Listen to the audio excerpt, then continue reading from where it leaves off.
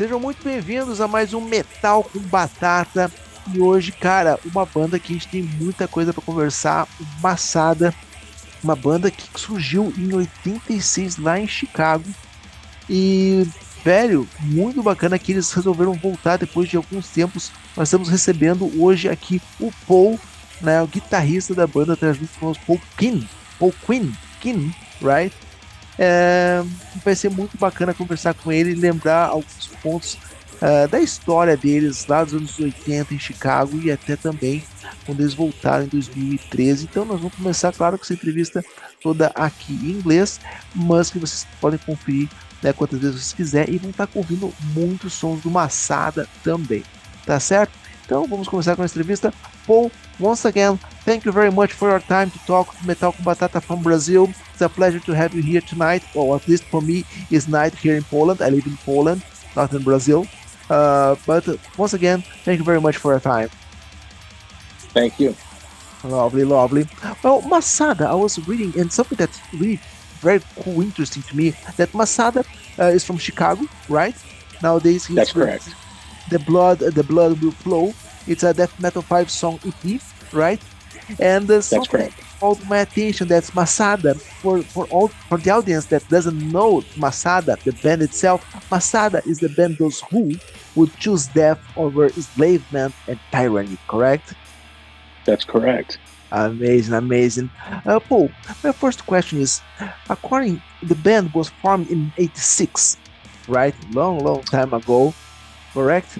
Yeah, it formed in '85. We made our first recording in '86. Amazing, much better information. Because the point is, let's come back a little bit in time, if you don't mind, if you know Sure. that's the problem. '84. What was happening in Chicago? How was the Chicago metal scene in that moment, in that time? The Chicago metal scene was on fire. It was a great time for metal in that area. Chicago has always been a very supportive scene for metal in general. In '84, the new wave of British heavy metal was very, very popular. All the biggest bands, the Iron Maidens and Scorpions and, well, Scorpions aren't British, but Iron Maiden and Judas Priest and all those, but all like the bands that we would call classic heavy metal now, like Black Sabbath and Dio and Ozzy and all those things. They were huge draws, filling stadiums at that time. And we were like, we all loved all those bands, but we had also been looking for other things, and we found things like Motorhead, and it was on. Once we found Motorhead, it was time to go. So it was a very active, very good scene at that time. Amazing. Yeah, because when it was called my attention when I was reading the biography of the band that was 30 years ago, right? Yes. Almost 40 years ago, or 40 years, 40 years. Yeah, 40 Yes. years ago. And it's amazing that you're still here. You're still playing metal, making the music alive. And with the huge influence of Motorhead, Judas Priest, all the British stuff, as you said, as Scorpion, Jeremy, that's okay. It was in that moment, was death metal as well, or more into British metal?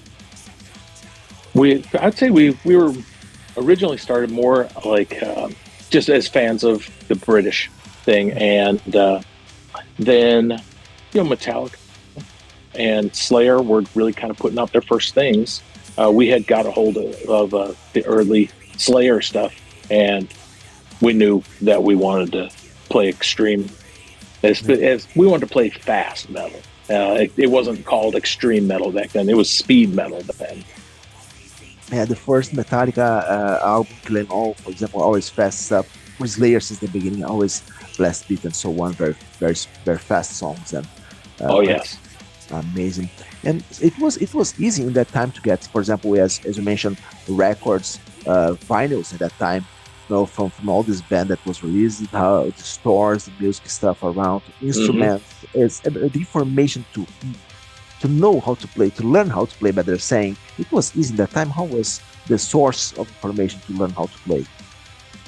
Um, for us, it we were all self-taught, so we were just guys that were big fans, and we had access to for us locally. We had a little record store that was close to us called Strawberry Fields, and a couple of the guys that worked there were just huge, like some of the biggest metal fans I've ever known to this day. And they would just bring in as much import stuff as they could get their hands on, or just they were always looking for the heaviest and the fastest stuff that was out there. And my buddy Bill, who was the original bass player of Masada, and we had paper routes, and so we delivered the newspapers, and we would cash our paper route checks at the record store, and then they would get our records, and just whatever was left over, they'd give us some change, and then we'd go home and just we'd go to Bill's house and we'd sit in his basement. He had a bedroom in the basement, and we'd just play these records and just sit there silently and just you know read all the lyrics and who was playing what solos, and it was fantastic. This is amazing, amazing. I do feel that nowadays the new generation they are missing this opportunity to touch the music because when you touch the vinyl, when you have Yeah, the cover, and for example, we could, of course, I'm 42, so I remember the vinyl stuff. We could open the vinyl and get the lyrics, the piece of paper to read, to follow. As you said, who's playing this solo, the first solo, who's playing the second solo, who's the bass player, who, or even sometimes another guest yeah. musician. How do you see, for example, the new generation that don't have this moment of passion to go to the basement and to listen to the full record? Uh, I don't have an answer for that. It's like it. I agree with you that I think they're missing something. I think what's happened is the digital age has been miraculous, but it's also been devastating. It's miraculous in the things that you can do. Having unlimited amounts of music right at your thumb tip. All you have to do is press a button and it's there. Um, but it took away from the experience of saving your money, going to the store and finding the one that you wanted and buying it and taking it home. And it's changed the whole landscape. I try not to dwell on it too much. I just look at it like, uh, you can be like the crabby old man who says it used to be better the way we did it, and I do feel like it was. I feel like it was better the I way feel we the did it. same. Exactly. Yes, I Yeah, feel the same. Yeah. yeah. But that's not the world they live in. So I just kind of look at it like, well, you have to kind of roll with the times. It's like if you don't roll with them, you'll get rolled by them. So my preference is to own it, to hold it in my hand and look at it and all that. But I understand that not most people don't consume music that way anymore. So we decided, well, we're gonna join the digital age and we're gonna do it the way they're Mhm. used to getting it. No, yeah, it's part of the game, for example, because you said about Judas Priest, and I will in 2 weeks Judas Priest is gonna play here in my hometown, here in Poland, south of Poland, Oh and yeah, I'm 42, and every single time I go to these kind of gigs like Sepultura, Cannibal Corpse, Judas Priest, Metallica, all this stuff. It's this kind of mixing. Of course, we have more people from our age, let's say, right? yep, Few guys, new generation, but basically that passion that regardless your age, you are there. You still buy the yes, tickets, you still follow the band. You want to listen to the old stuff, but they're promoting the new stuff, but you want to listen. And this is very interesting, this that we still, even in metal, but basically I see inside metal and rock stuff that we have this passion that is still alive through the years. For example, I mean, yeah. the time is passing by, but we still have this passion for rock and metal bands, right? Uh, yes, move on. Say. Oh, was the first to really experience heavy metal, and we're still here. We're still alive, and we have. But the love of turn their kids on to it and taking them to the shows and let them experience it. And that's where it's at now. Live, it's where the experience is. They take them to see these things and they realize, I get it. I see why dad likes this. Or you see why, now you say, I see why granddad likes this. True. No. One question about that was really good, man. Yeah, it's true. Yeah, no, it's true, it's true. Uh, when Masada when Masada was in '84, because if you began the band in '84 and you stopped band in '91, correct? Yes. Yes. From this period, from '84 to '91, this first moment of the band, any memory from the any big achievement that you did this period, any big concert that you did, a little bit this first part of the history of the band? Yeah, we got. I'd say the biggest show that we got to play. We played one of the first Milwaukee Metal Fests, Cool. and our we had signed on with a manager who produced a demo for us to after our first one, our second demo. He produced it and was shopping it to labels. And he also was involved with the Milwaukee Metal Fest, and he also managed the band Death. Oh, And so, you know, he just called us up one day and said, "Guys, we had somebody cancel. Can you make it?" And so we didn't get to appear on the flyers, but we did get to play the show, so it was awesome. And just to play with bands of that big, and to play for that many people, because the even back in the day, with the early Milwaukee Metal Fest, they were huge. I mean, I don't know how many people came to these things. Thousands of people came to them. cool, cool, cool. And then if I got Death canceled the gig, correct? They did play. They did play. Cool, cool, cool, cool. The one year they did play. They did play it one year because I ended up running lights for it. Actually, they said the light man was sick and they needed somebody to run lights. Yeah, but people talk about Yeah. Milwaukee Fest, which is amazing, amazing stuff. Main point, and about let's figure out. Let's Oh focus yeah. of talking about metal, but about the death metal scene in that moment. Okay. For example, because in '89, '88, if I'm not wrong, Cannibal Corpse released the first record, and more bands with a Mm. really aggressive sound were coming, and Masada was in the same moment, at the same time. You know, Yes. how did you see growing up the death metal scene in US and even around Chicago? Well, even at that time, like say from '85 up, um, I think everybody thought of themselves as either like thrash or speed. And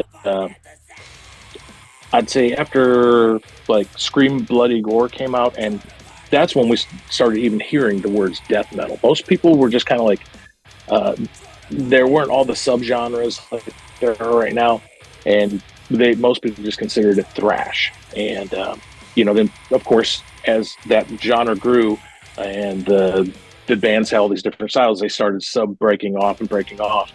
So we've been credited as being in the first wave of American death metal, but also as being one of the first American bands to use what is now considered black metal style vocals. And we didn't call it that. We just thought our singer just sounded insane and we loved it. We were like, Cool. nobody sounds like that. And, it was definitely one of those, you either love that style or you hate it. And we were okay with that. So we look back on it now. It's kind of like, oh wow, we really were in that first wave of death metal and even borderline black metal without realizing it. We weren't sitting around with a formula saying do it this way. We just let it come out, and that's how it came out for us. Amazing, cool, cool. And something that's another point that, for example, in '91, Masada stopped activities, right? Probably you kept in Yes, contact every the old band members, right? Always talking. And in 2013, the band came back. Uh, yes. During this whole process, the music business change that you saw, what was the point that you looked at each other and say, okay, guys, let's come back, let's fire up again? Um, I, I never stopped playing music, and I have been playing it. I moved away I moved about 1,000 miles away from Chicago, and just started playing in metal bands in the area in North Carolina where I'm at now. And just through a mishap, I ended up having to buy some recording software for a studio to use, because we had an album that somebody recorded and mixed for us, and then they went out of business. And there were some massive problems with the record. And so I had to buy the recording software that he recorded it on so we could open the files. And I gave it all to the studio. They took care of it. They fixed the problems with the record, but then they handed me back the software and said, well, that's yours. You take it. And I started getting this idea that, after watching guys use all digital recording software, it did not look as complicated as people made it out to be. And I started thinking, I own the software. I bet I could do it. So I bought a computer and started, learning how to home record. When that happened, I started reading a lot of articles about recording, and I ran across an article about MASADA. And they were also using Cubase, which is what I use. And they were doing it long distance. They were, hundreds of miles apart, and file sharing. And they were, one of those bands that was on the very cutting edge of the beginning of that. And after I read that, I started thinking, I wonder if I could do it. And so I just started making some demos of old songs from MASADA and emailing them to the guys. And of course, they were like, what are you doing? And I explained it to them, and I said, look, I needed something to practice on. So I decided to record a couple of these old songs. And they immediately were like, well, tell me more. And I did. And next thing you know, they're buying interfaces and software, and we started file trading, and we were off to the races. Yeah, for sure. Technology is amazing. I need to confess that I work with different guys around the world, and I record everything from this laptop that I'm talking to you from, and digital interface and everything here, plugins. You don't need giant amps, 12 heads, this kind of thing. So it's amazing for sure. And as you said, we know many bands. You said about the Sugar, but remember that Arch Enemy, for example, when Jeff Lewis was in the band, for example, live in US, they live in Sweden here. So for sure, nowadays technology helps you out to do everything that you can. You can leverage it to your advantage, and that was kind of the thing. We knew that, being that two of us are in North Carolina, the other three are in Chicago. It was like, that's a 1,000-mile gap. So like, we have to set up little meetings, and we get together online, and we share our files and talk about them, and we create all our demos through the internet, and then we get together and really record them, in more of a live situation. Cool. And the Blood Will Flow was recorded in all this way. For example, you at your home, everyone in different places. Yeah, we recorded the drums in Chicago at a local studio, and then guitars, bass, and vocals were all recorded here in my studio here in my house. Oh, lovely, amazing. And for example, because we have 5 talking about the EP itself, so it's 5 very aggressive, straight to the point songs. For example, I like this way of playing. I don't like very progressive stuff, 10-minute song. I prefer 3-4 minutes. It's enough. And only old stuff was re-recorded, or you create new ideas, new riffs, new compositions for the EP? Yeah, this is all new material. We did record some old songs just to kind of get everybody up to speed with how to use the technology part of it. And it was just easier if we weren't trying to write while also trying to learn this, the software and, interfaces and things like that. So Like the Blood Will Flow is 100% all new material, and it's a 5-song EP, and we're planning on doing 4 of them. And we decided to do EPs because it takes a lot longer for us to obviously write and arrange songs because of our physical distance from each other, and we all work full-time jobs. You know, we're weekend warriors having a great time, and so we're like, okay, we're going to do like 5 songs, then we'll do another one, and we're just going to keep doing that for a while because we got the Blood Will Flow is part of a 4-part project. There will be 4 EPs, and it is a concept record. But as I'm sure you can tell by just listening to it, I write songs in a way that the song itself does not tell the whole story. The song is kind of like a snapshot of one moment in the story. So the story kind of happens in between the songs. So that way you don't have to ever play them in any order when you play live. And it's not all preachy, because, you know, you see some bands when they do really in-depth concept things, it's like the songs have to be performed in the right order or it doesn't make sense. And we didn't want that. We wanted these to be songs that could stand on their own, and but they also tell a story. By having the story, it kind of gives us some context about what to write about. Yeah, one of my questions would be, for example, when we would wait, when we would have a full album. So you say that it's gonna be 4 EPs. That we have this full story. For example, Yep. can you tell us about what the story is about? So the story, surprisingly, is about technology. It's you always think about like these apocalyptic style stories, you know, where the world's been destroyed, and ours is saying no, the world never gets destroyed in our story. In our story,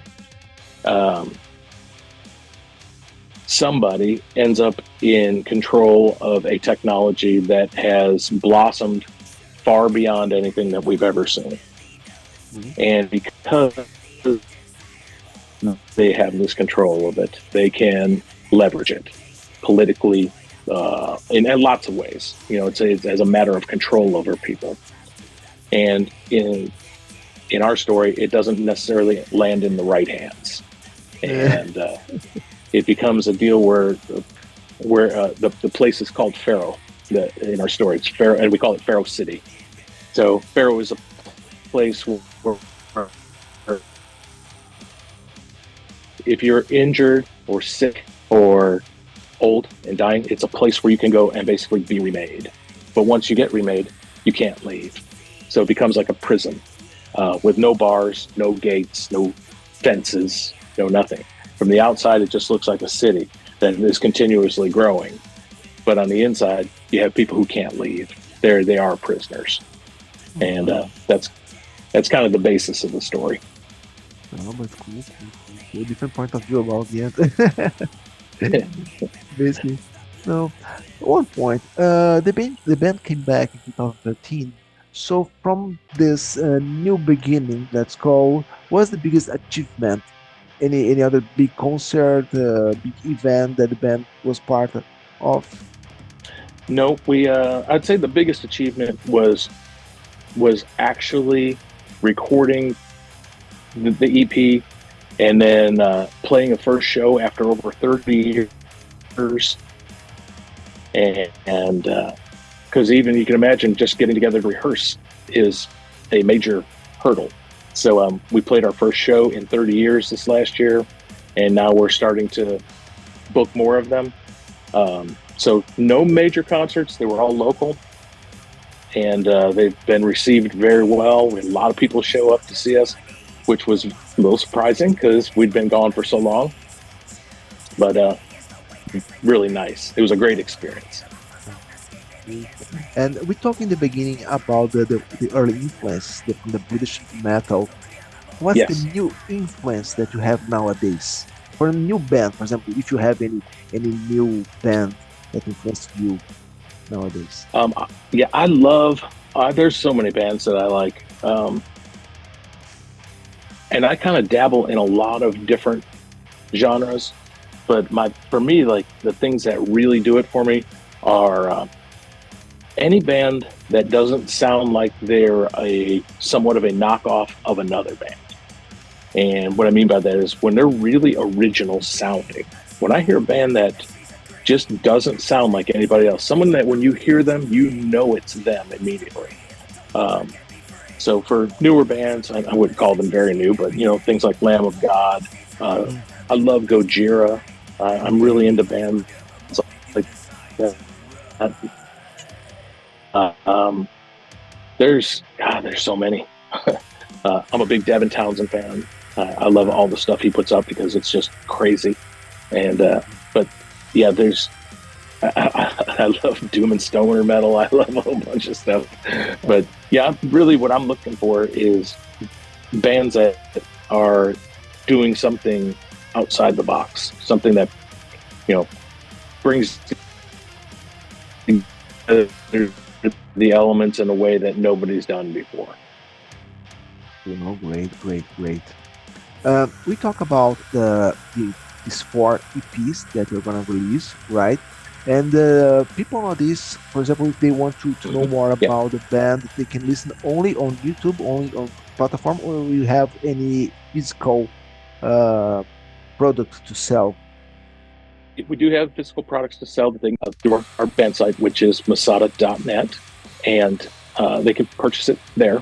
But we found that most of the time, we sell them when we go to live shows, and that seems to be the place where most people are getting them from us.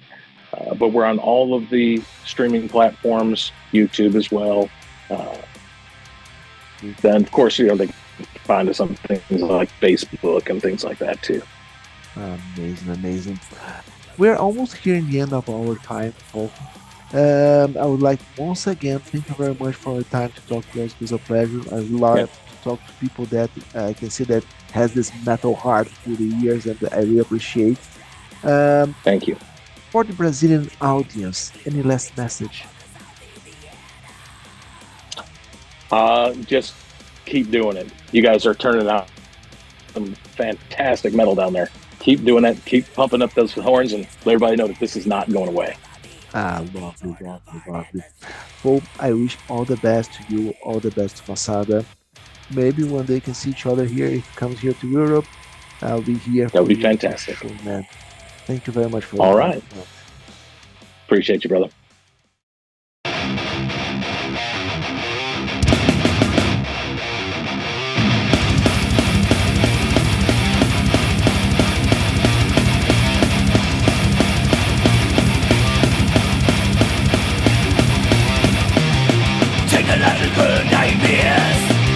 Revealed over time, digital prisons built for the mind, unbelievable hordes beyond the realm of the now, slowly submitting to the blue healing glow.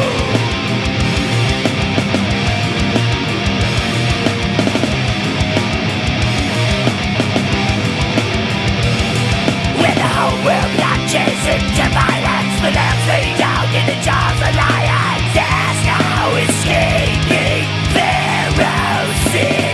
When the heart of the good man turns to blackness as he tries to survive in a world of madness, there's no escaping ferocity.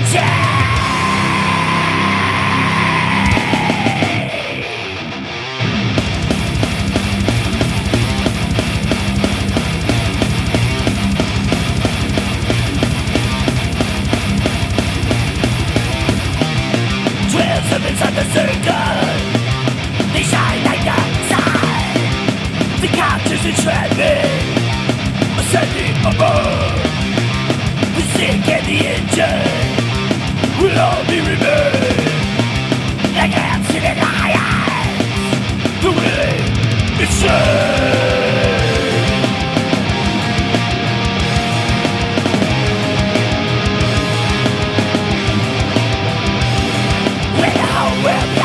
Into violence, the lambs lay down in the jaws of lions. There's no escaping ferocity. darkness as he tries to survive.